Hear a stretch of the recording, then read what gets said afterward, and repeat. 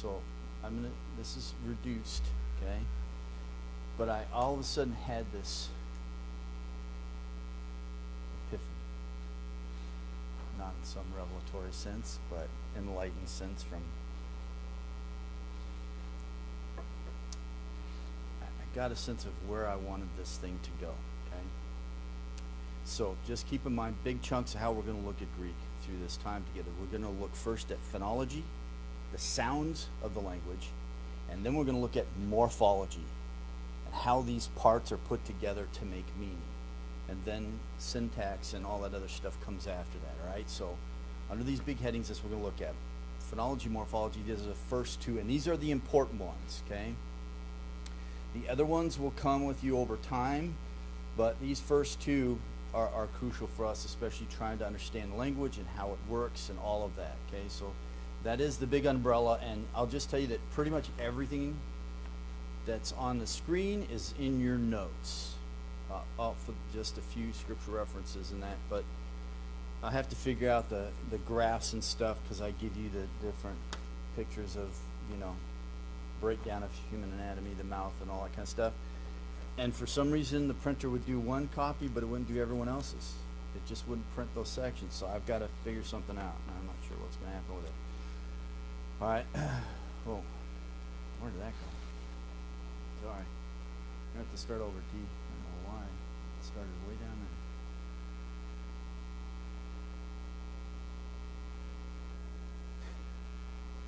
there. You taping right now, recording? Gonna have to bleep that out. All right. So, want to begin with this, Matthew 5:18, because I think everything has to be with God in mind, understanding, right?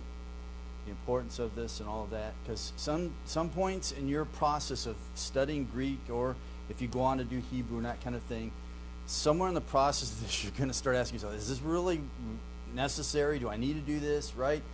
And you start maybe questioning how much time, that kind of thing, just to put this in perspective, all right? But Matthew 5:18, Christ says, "For truly I say to you, until heaven and earth pass away, not the smallest letter," literally in Greek, one iota, or one projection of a letter, a keraphite, and so this is serif, which is, right, the slight little stroke on a letter. So whether till letter or right, not going to pass away until all is accomplished. Point of this is simply that whether it's the smallest of letters or a little stroke on a letter. I'll give you an example. Our capital O, capital Q, that little tail, that's a serif. Okay? And so the point that I'm making and that Christ is making is the importance of understanding that the little things matter. They really do. And I started thinking through this, I needed to have a clear biblical view of the Word of God, right? Doctrine of bibliology, my understanding of the Word of God. And I thought, well, the best way to shape that is to go to the Word of God, but also in my process of going through the Gospels, look at Christ. What's his view of the Word of God? How did he handle it? How did he see it? And I realized in looking at these statements like this, and then how he had discussions with the religious leaders, you realize that those small little things really matter. Like sometimes Christ's whole argument will hinge on a tense of a verb, as opposed to was, is. He is the God of Abraham, Isaac, and Jacob, not was. Therefore, he affirms the doctrine of the resurrection based on that tense, present tense, not past tense, right? And sometimes that's indicated in language by a single letter added to a word. Okay? So I realized then that these things really matter. The meticulous stuff, it really does matter. And sometimes in our theological discussions for the church, it has come down to a single letter. Hamausia or hamoiusia. Is he truly God in essence, or is he God-like? In other words, he has godly characteristics. We can have godly characteristics, but we're not deity, right? So the difference came down to an iota. One letter in those two words makes a difference between essence and likeness, okay? So all of that stuff matters. So just to say, then if you're going to go on and teach and preach and all that kind of stuff, then you're going to communicate God's revelation to others. The little things matter. Whether you talk about every single little thing, you're not going to be able to, but they matter. They matter. So Bible study Wednesday night or Sunday morning, I give details, but I don't even give half of what I processed during the week. can't. There's no way. It'd be like trying to drink out of a fire hydrant. I already feel like people are like that now as it is, right? But those things matter, and so it's just walking through all that. So this is the first big part, phonology, the sounds of Greek. This is the overall blanket thing. This is what's going to govern this session, the next one, and the one after, likely, okay? And we're going to talk about consonants and vowels under this thought, right? The phonology, the sounds of Greek. And this was a huge realization for me, to realize that language was driven by the spoken form. And most of our changes that happen in our languages happen on the street, in our conversation. Then eventually they make their way to the literary form, right? We do this when we talk. We are in a hurry. We have life going on around us. We speed up our conversations. Our accents follow our conversation and where we're going. The way that we use words, we abbreviate. If we talking to a certain group of people, we have slang words. In whatever field you're in, everyone has their abbreviations. Whether you're a doctor, lawyer, police officer, whatever, we all have our abbreviations. We all have our ways of communicating to each other. We have ways of expediting that communication and moving on. So much of the change that happens in language happens in the spoken form as we're dialoguing during the day, and it will carry over in the literary. Now, fortunately for the literary, we have literary works, right? More critical stuff, right? Academic stuff, and that helps preserve the language for us, because it would change at a radical rate then if we just didn't have that right behind us. And even for most of us, there's a way that we write and there's a way that we speak. My writing is much different than how I talk, because if I'm writing on a theological thing, then I can go back and process it and rethink it and reword it until I get all the words that I want, right, fixed down. But I don't have that kind of time in a conversation. I can't repeat to you, right, ad infinitum to get my point across, finally, the words that I want to use, right? So just to say that really then what happens with language, it's the phonetic aspect. It is the sounds. It is the vocal part that really makes the impact on language. So when it comes to Greek, we're going to find changes in letters, and it's because of the spoken form. It's because of talking about a point of articulation, flow of breath, vocal cords, all that kind of stuff. So writing developed out of drawing. We had pictograms, then moved to ideograms, logograms, and then to a syllabic, and then or syllabic, and then to an alphabet. And alphabetic writing is the form of writing which is a distinct character for every significant sound in a language. And that's important, because my dad always says that language is simply a series of signs and symbols by which we communicate. And those signs and symbols reflect sounds. So it is the phonetics that drives everything. So if you want to get a hang of Greek and then learn other languages, get this part down, the principles that we talk about here, because it'll carry in to other languages everywhere. When I taught Hebrew, I started realizing these principles are the same across the board. And all of a sudden things just started, going off in my head. So just to say, so when we're talking about language, these signs and symbols, and you guys have these graphs, but these signs and symbols, they started off as pictograms, like this up here with the Phoenician.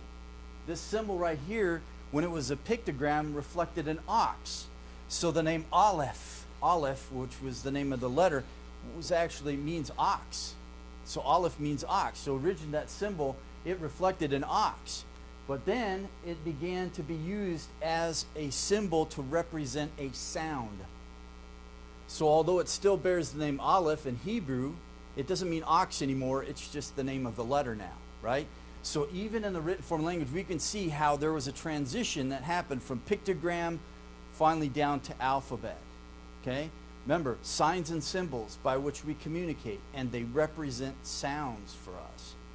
So I give you these charts just to give you a sense. So then we have later Latin, right? Then you see our English alphabet comes from this. So this is our family tree as far as the written form. This is where our alphabet came from. Now you will see gaps. And this is another example of the alphabet. And you'll see that some of the letters, we'll talk about this, but some of them at the beginning, they were written from right to left.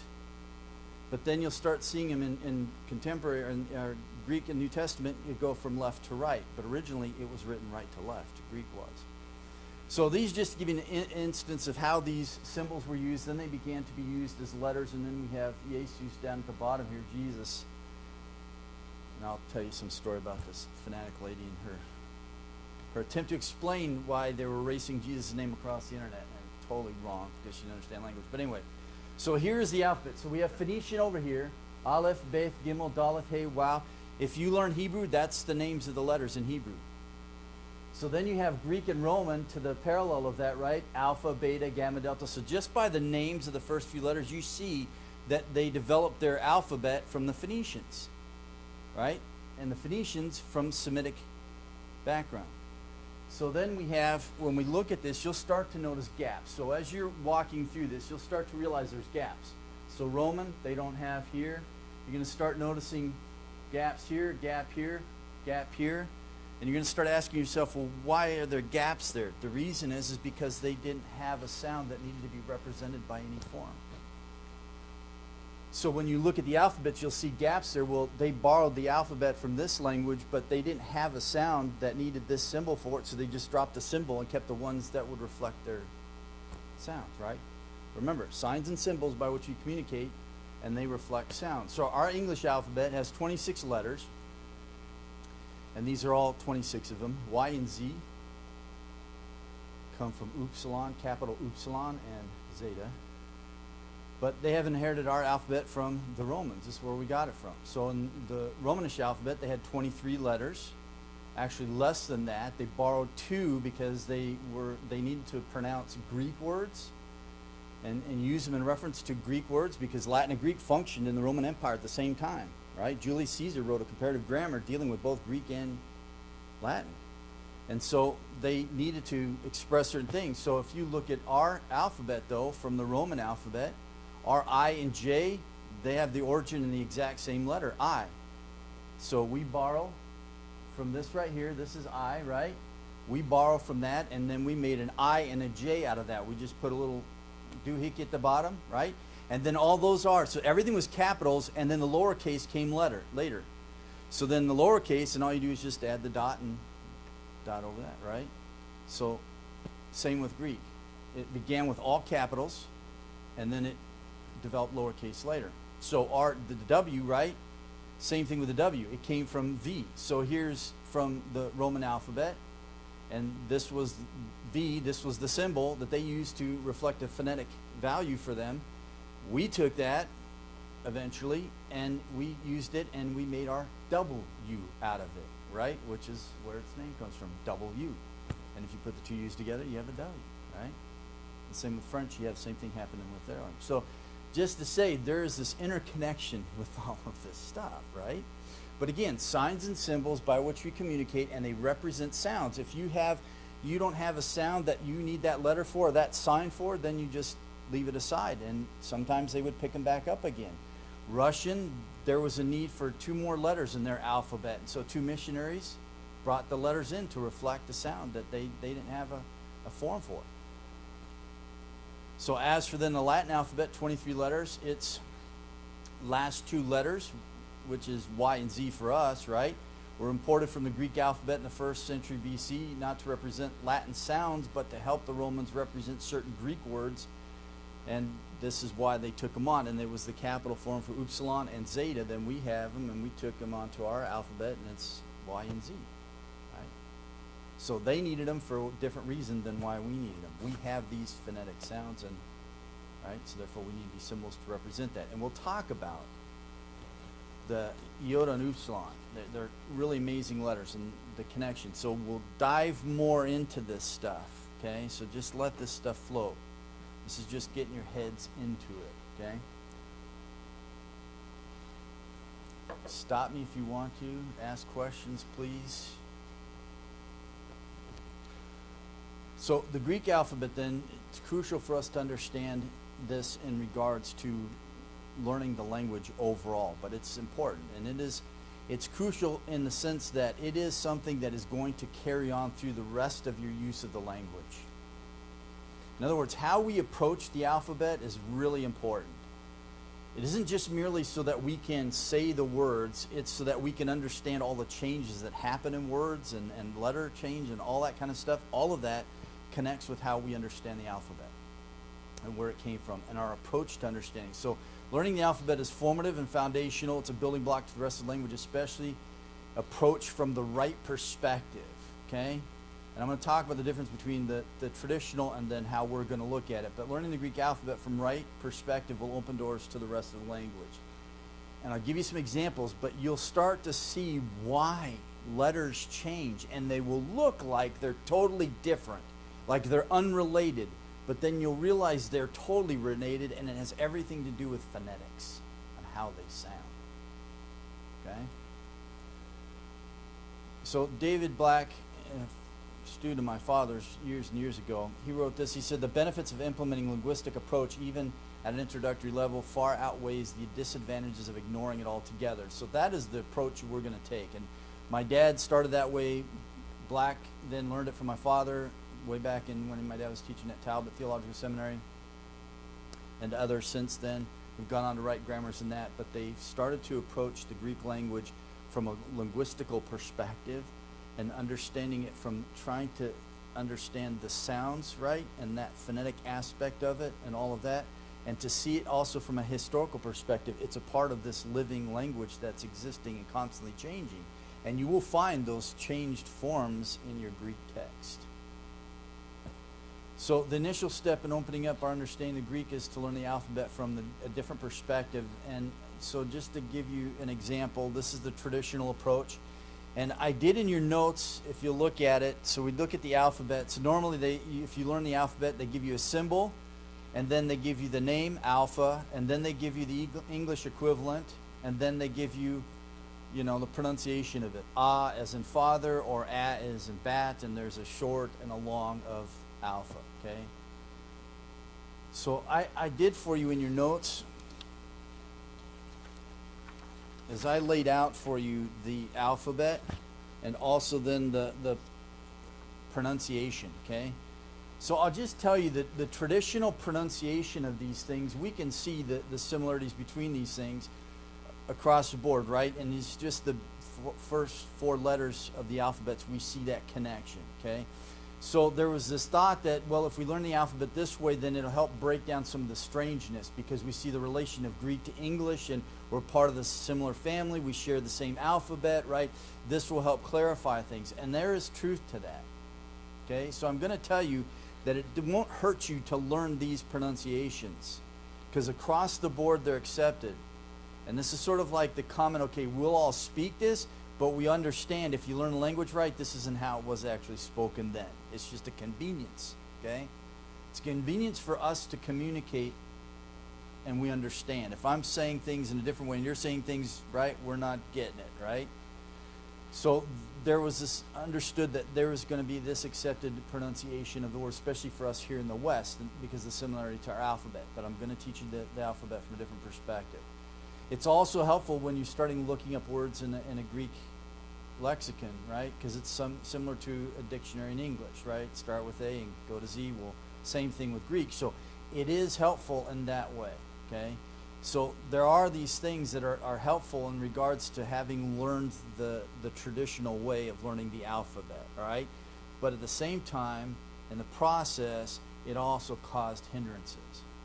Because in the process of trying to make the language easier so guys would understand it and not give up so quick and can get right in the text and grasp, a lot of things were set aside that shouldn't have been set aside.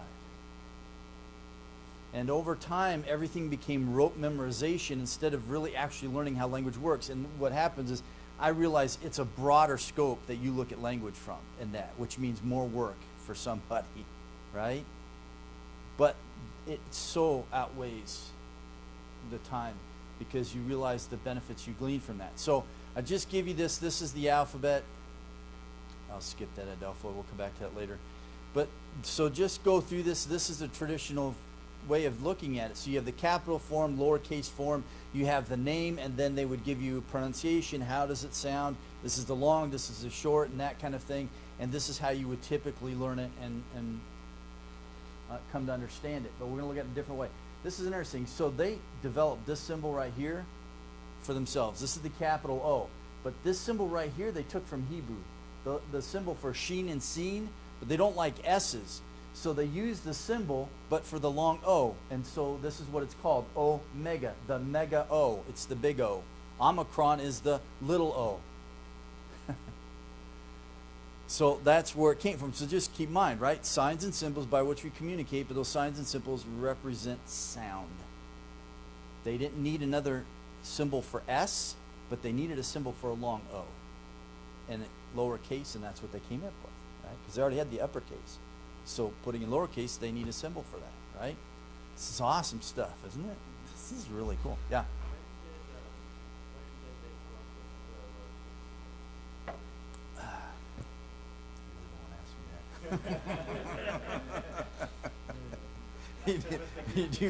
You really don't want to.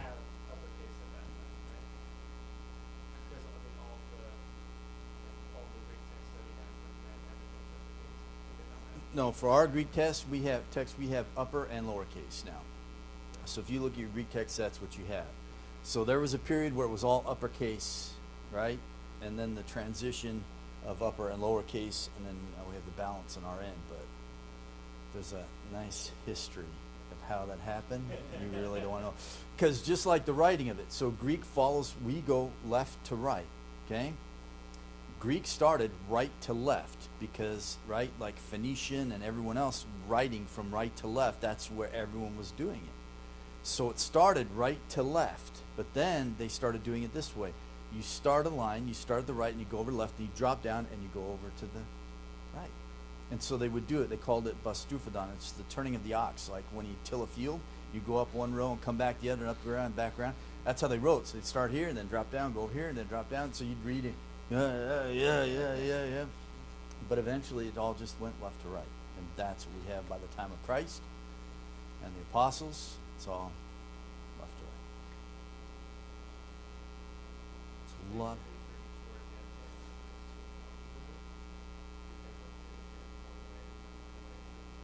No, you just, so you would write, it's like if you wrote English word out, you would write it this way, and then you drop down and you would write it the normal way, right? So you'd have to read it, right? Bad and then bad down here, right? So someone said, look, man, this is really ridiculous. I can't write this way and we can't read this way, and I got to teach my kids, so we got to change this up. So just to say to you, when you come to the Greek text, Hebrew text, when you come to the Word of God in writing, right, His revelation, all of this stuff happened and God providentially worked in the midst of all this so that we can have this right here to study it. I mean, that to me is just mind-blowing.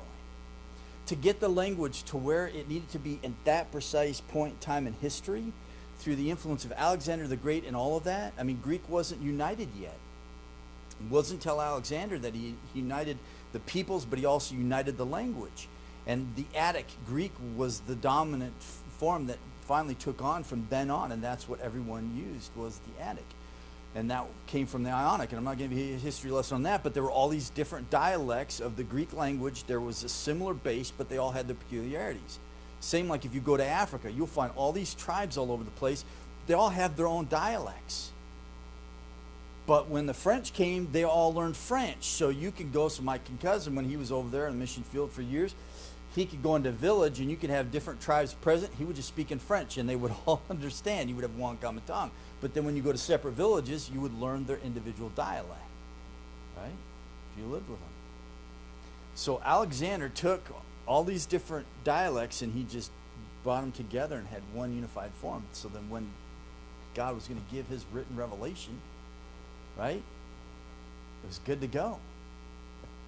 So all of this stuff, from the writing of it to the representation of the sounds by the symbols and all of that stuff, this is God working to bring this about so we can communicate. So the linguistical approach, then, the reason for the traditional approach of ordering the letters in the Greek English alphabets isn't readily apparent. When you look at it in the normal form of things, it's kind of, you can see an order to it because that's how you learn the English alphabet. It makes sense in looking at it, but to understand, well, what is the reasoning behind it and all the life that happens, right?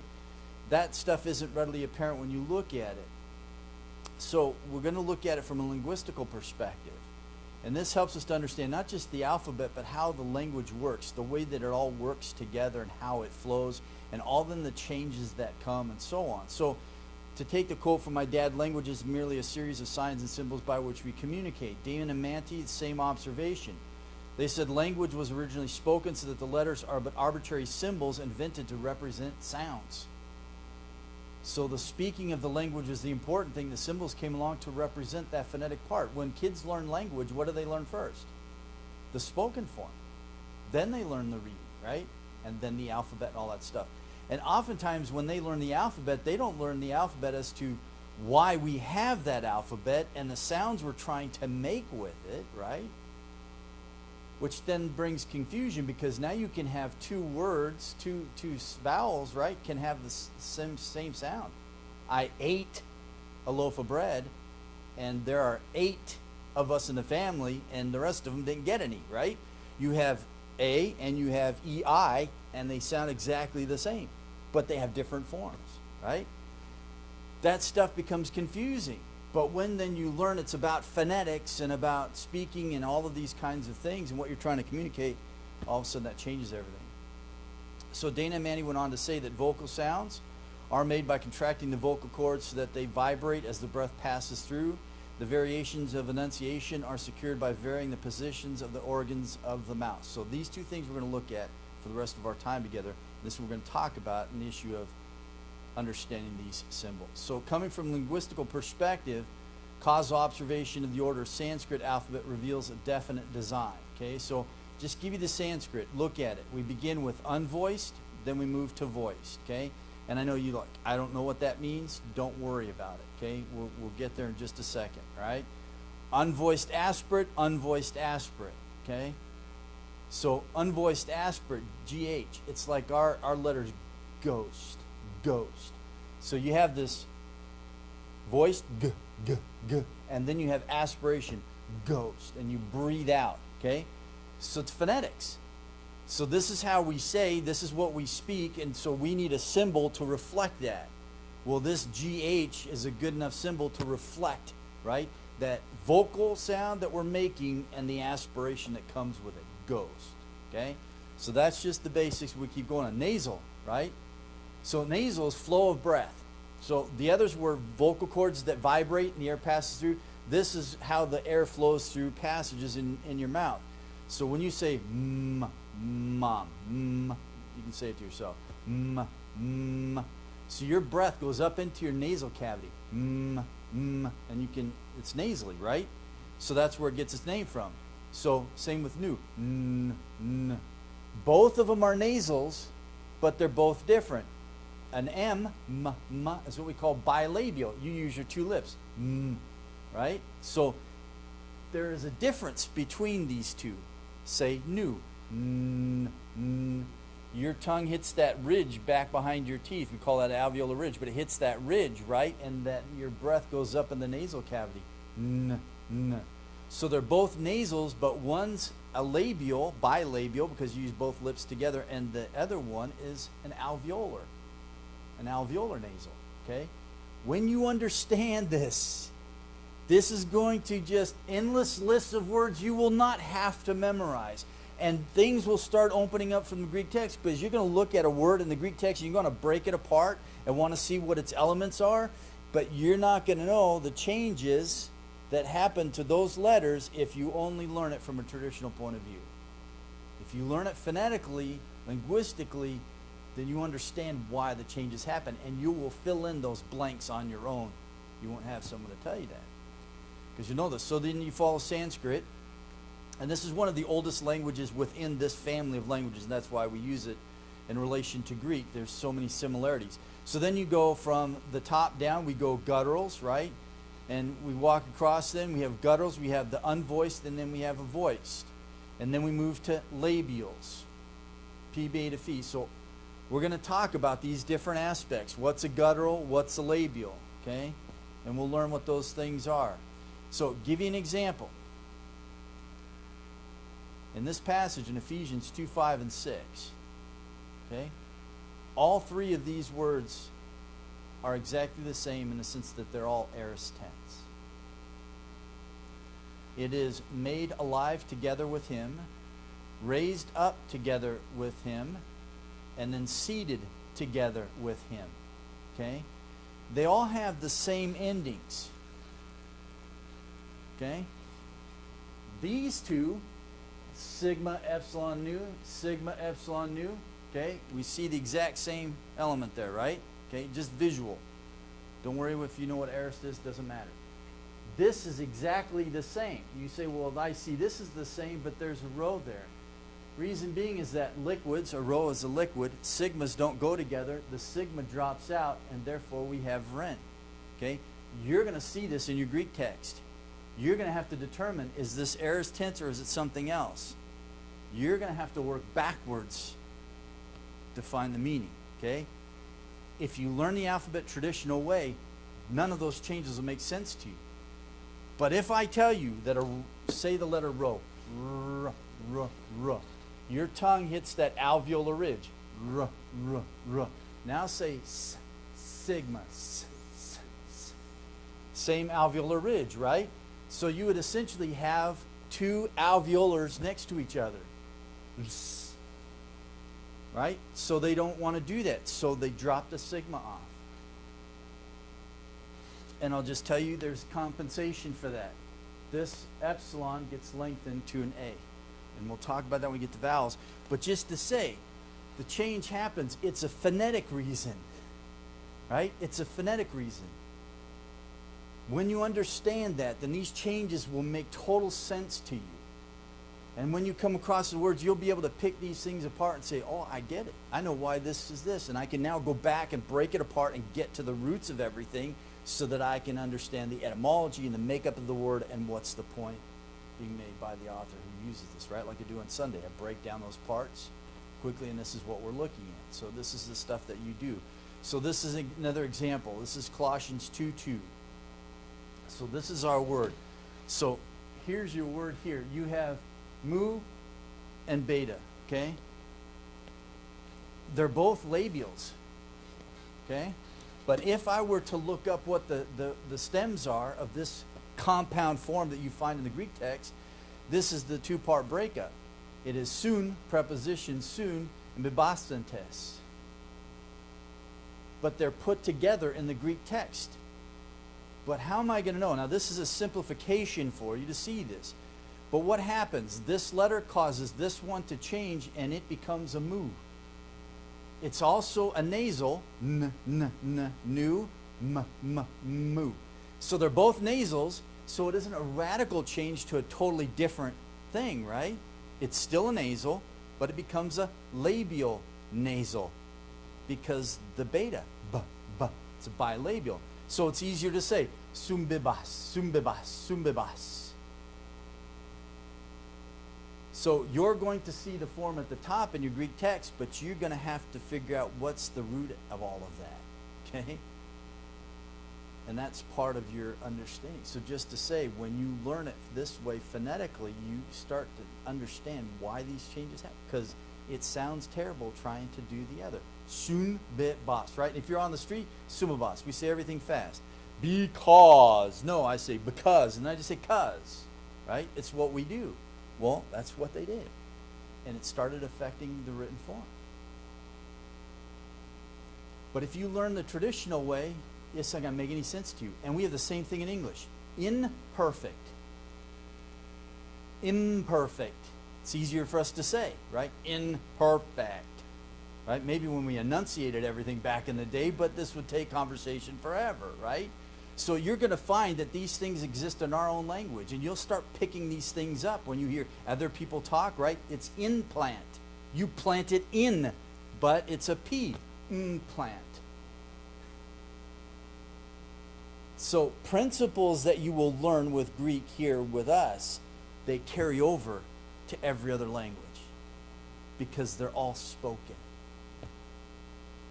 And if you were to develop a written form for that spoken language, these are things that you would need to know.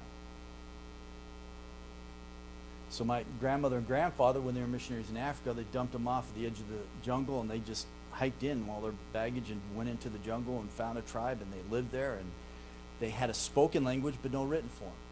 But between my grandmother and my grandfather, 1 year of French, 1 year of German, and they started learning the language spoken. Then they started putting it into written form. Then they had a linguist come and help them, and years later, they had a translation in that native tongue in written form, which never existed before. But it's all about linguistics. Yes.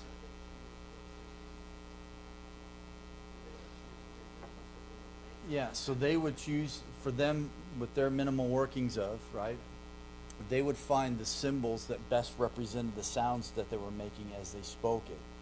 But that's then when they needed a linguist to come and then help them to refine all of that and figure all that stuff out and put it down, and then they finally established this as a written form for this language, and then you teach the people. Then now they can learn to write in their own language. Adoniram Judson did a similar thing because he wanted to do the translation from the originals into Burmese language. So he found everything that they had written on leaves, stones, whatever. He developed a grammar and a dictionary for them, which are still used today.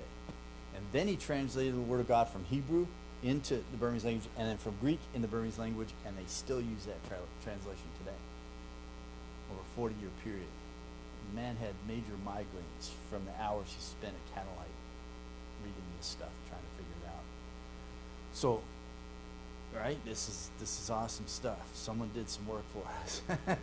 So we don't have to do that. So phonetics, all right, so let's get into this. How the sounds are made. So human beings, we're equipped with certain physical characteristics that help us breathe, bite, chew, swallow, and make those things possible. Those exact same parts of our anatomy are used to speak. Isn't that interesting? The same elements that are used to feed us are also used to feed us intellectually. Two things that are vital for us to survive: food and communication. So this is how we're going to know it then. We're going to know the mechanism. We're going to talk about this. We're going to talk about point of articulation, flow of breath, vocal cords, and those are the three things, right? Simply this: the point of articulation, vibration of vocal cords, and the flow of breath. And from rest on, this is your notes, okay? Simply, this is just walking through talking about this and the significance of that. I just want you to start thinking about language differently. Okay? Think about it in a different way. And then start applying this to your own language. So, if we look at the makeup, this is what we have. We have the palate. And the palate is that upper part in your mouth, right? The roof, which is really hard, that's the hard palate. And then you have what we call the velum. It's that softer part back in your throat. So you had Sanskrit that had palate and then a guttural, right? Ka, ka, ka. And then you go g, g, g. You go your tongue against that soft velum in the back, g, g, g. Or if you say kappa, k, k, k, then it's that hard palate right near the front. So there are two different aspects to that. Then you have the alveolar ridge, and that's that ridge right behind your teeth. Okay? So traditionally you're taught to pronounce theta as theta, an interdental. Put your tongue between your two teeth, theta, right? But that's not how they pronounced it then. In the time of Christ, it was taha. It was teos, not theos. Teos. It was an alveolar aspirate. Okay? We can talk about that. So what we're learning now is how these letters were pronounced then. Okay? Because that will help us understand how the language works. Yes, yes.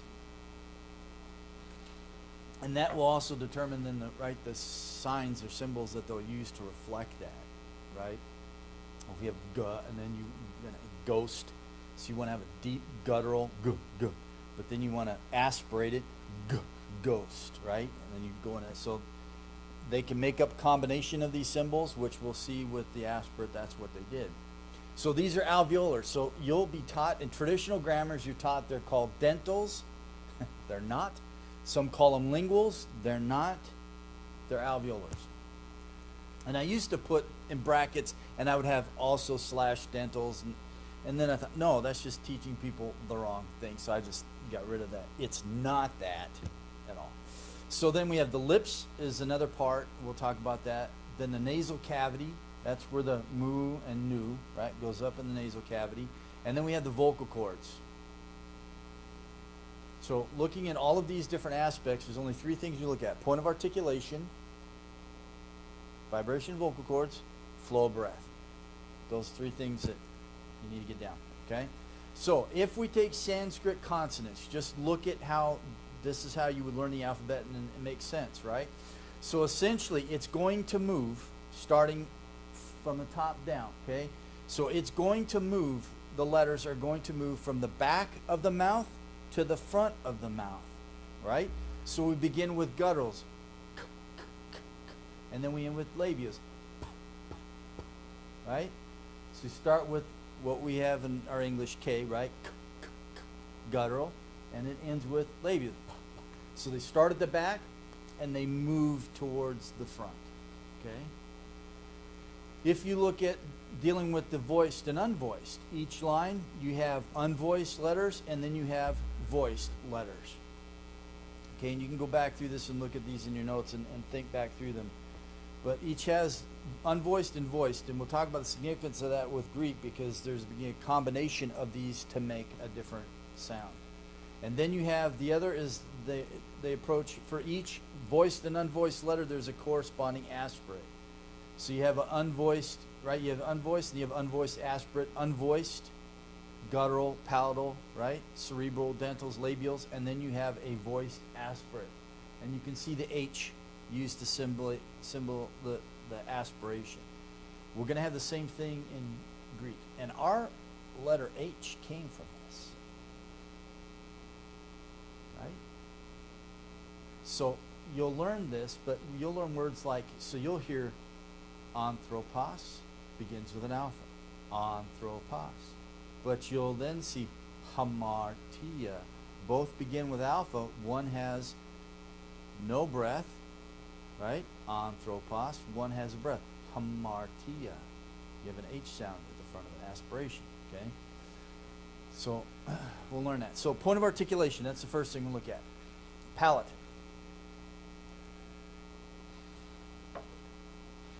So just say these letters and think about it. But we start with the back of the throat. We moved forward, okay? And it's going to be, the back of the throat is closed at the soft palate. And then g, g, g. Now, this is point of articulation, but you can hear the vocal cords now coming into play, right? K, k, k. Unvoiced. Voiced, g, g, g. Right? I can hear it. So you can hear the difference. That difference is what changes the letters in the combinations. Okay? It's important.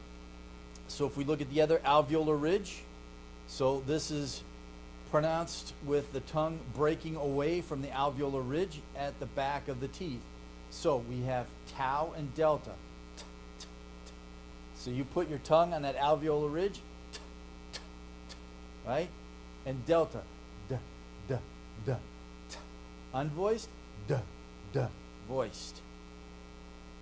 Right? So on one, point of articulation, and then no vocal cords, point of articulation, vocal cords. Right? So this will explain. So they have times where they have tau and a sigma. Combined, they would start dropping off the sigma or the tau. Reason being is they both have the same point of articulation. Say tau. And then sigma. You put the tongue on the same ridge. So put the letters together. It's hard when you have the same point of articulation and the same flow of breath and the same use of vocal cords. Right? So now you put them together, they blend together. So they just started dropping them off in the writing because they were dropping it off when they were pronouncing it. So our English word pants, we end with TS, right? But sometimes if you say it real fast, you're like, what did you say, pans or pants, right? Because those two letters have the same point of articulation and they blend together. They merge, okay? So we'll talk about that there are letters that do that in Greek. They will combine together and they will form a different.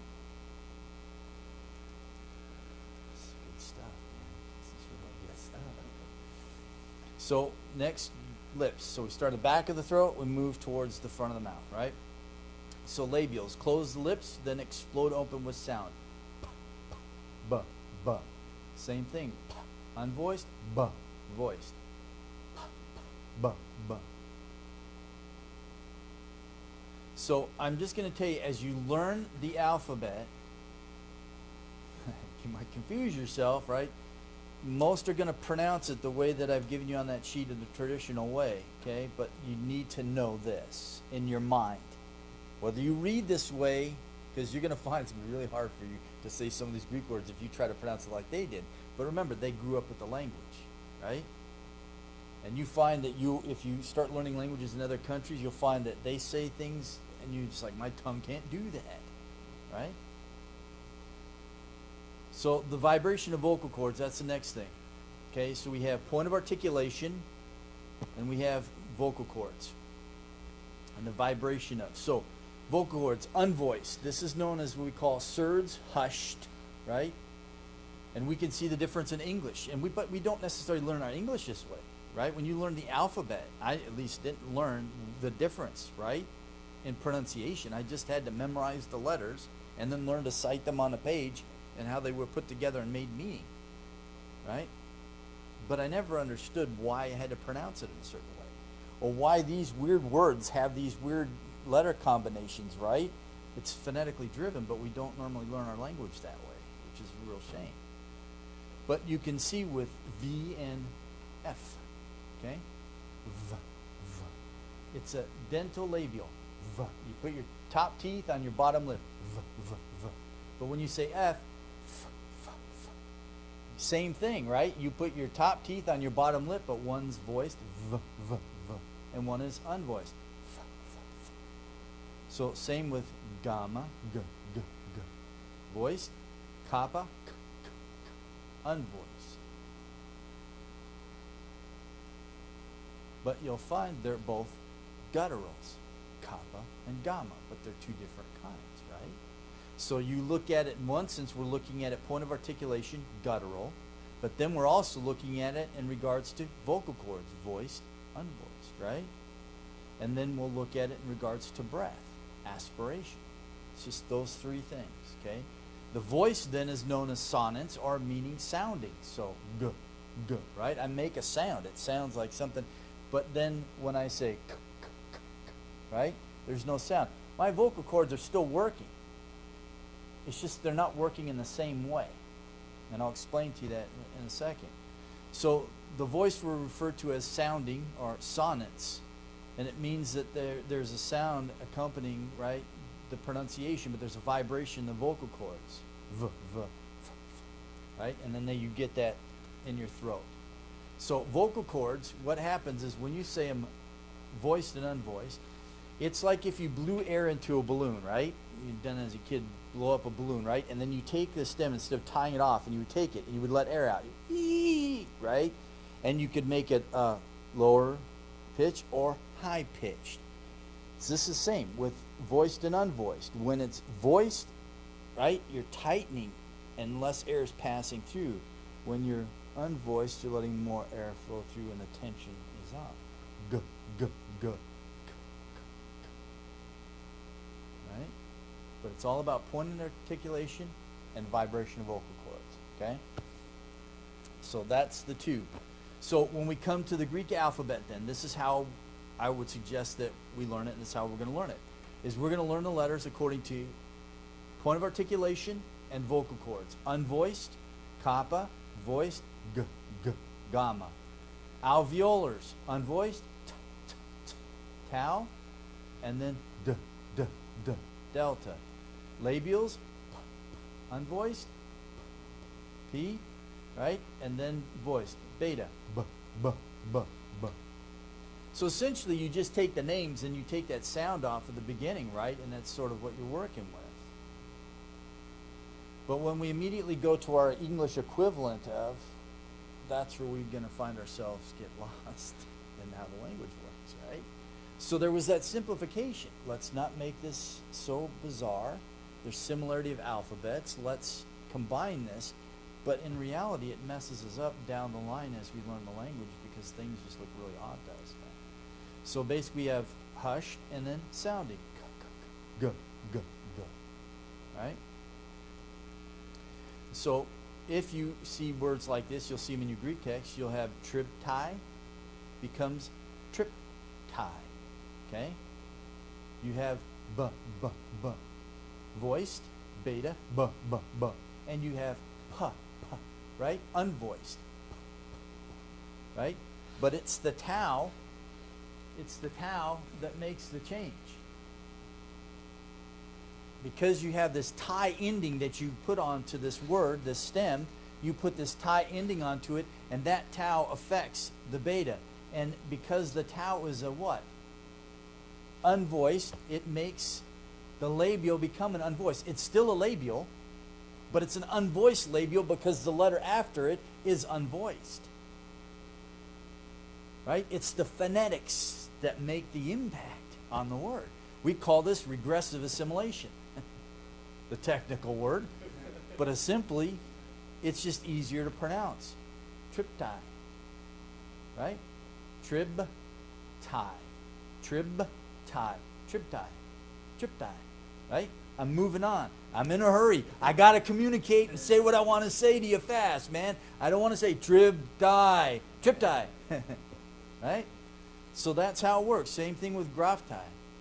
Graptai. Goes from an aspirate to an unvoiced. Still in the same category. It's still a labial. Okay? But it's not a labial aspirate. It's a labial unvoiced. Just let it float, man. Just let it float. It will find its place. I'm telling you, right? But you're getting a sense of it, right? You're getting a sense of it. These are symbols, signs and symbols that reflect sound. I'm telling you, when I understood this, it's like just language opened up huge to me. Because we're always studying things from the book. We're not thinking how we speak on a regular basis, right? When we